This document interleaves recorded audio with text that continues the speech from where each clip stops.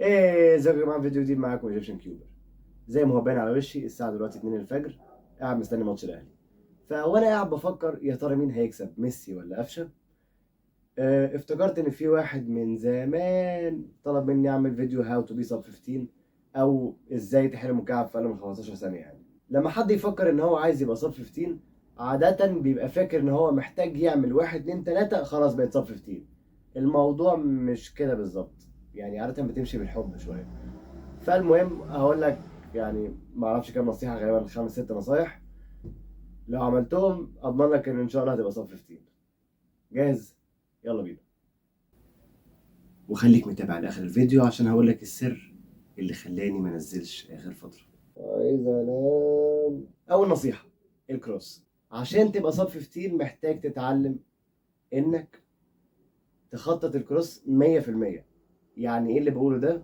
يعني في وقت الانسبكشن اللي هو ال 15 ثانيه اللي قبل الحل، محتاج تكون لقيت حل الكروس كلها، كل الحركات اللي هتعملها عشان تحل علامه الزائد الابيض او البلس، سميها زي ما تسميها. بمعنى لو لخبطت مكعب عشوائي اهو، يعني مش باصص اهو، وجت لخبطه جديده اهو، لو بص معاكم اول مره، محتاج اكون عارف بالظبط هعمل ايه عشان احلها، بحيث ان انا لو غمضت عيني اعرف احلها على طول. معلش مطول عشان ما علينا. فاهو،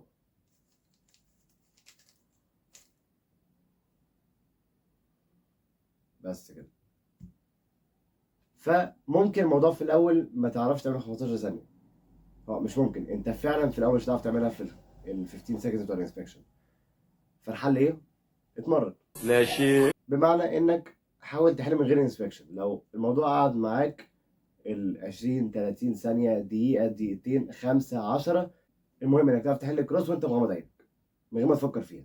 ما تفكرش انا دلوقتي بقعد 5 دقايق ومحتاج اكون بحلها في 15 ثانيه. فكر انك في كل حاله تحاول تبقى احسن من الحل اللي قبله، صدقني هتفرق معاك جدا. وفي المجمل ما تقعدش يعني اكتر من ثانيتين مثلا في الكروس، عشان الحوار هيبقى اوفر، او يخليها مثلا ثانيه وشويه او كده.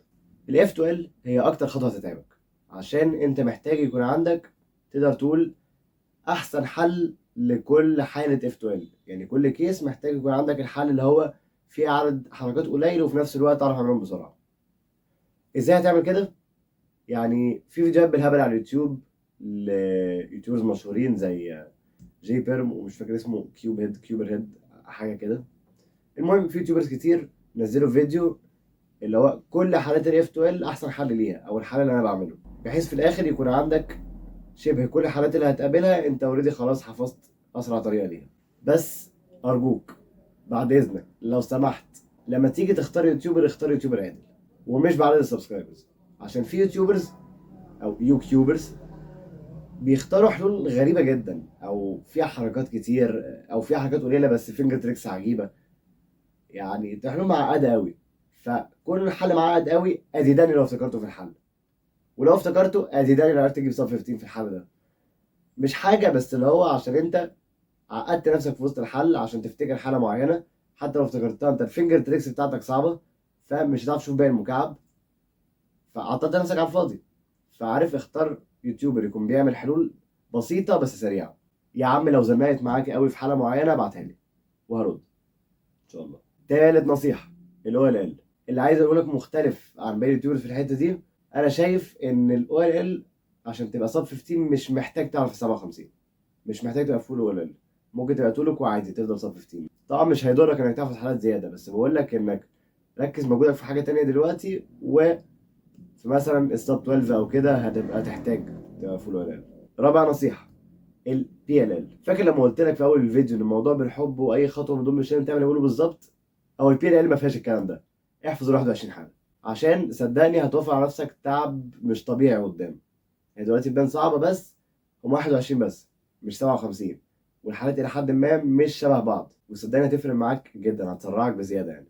نصيحه كمان في حوار البي ال ال، حاول لو آه، حاول لو حاله معينه بتقعد معاك مثلا 3 4 ثواني، ده كتير جدا. فيا اما مثلا مشكله في الالجوريزم اللي انت مختارها، فهنقي واحده اسهل، او ان نفس الحاله حاول تختار فينجر تريكس احسن، هي حركات الصوابع، ازاي اعملها باسرع طريقه ممكنه. خلاصه الموضوع، حاول تعمل الاربع نصايح دول بالذات بتاعت الاف 12، عشان دي بالذات ممكن من غير باقي النصايح تخليك صف 15. وجا الوقت نقول ليه ما كنتش بنزل اخر فتره. السر اللي عايز اقوله لك هو ان انا سبت الروبكس كيوب.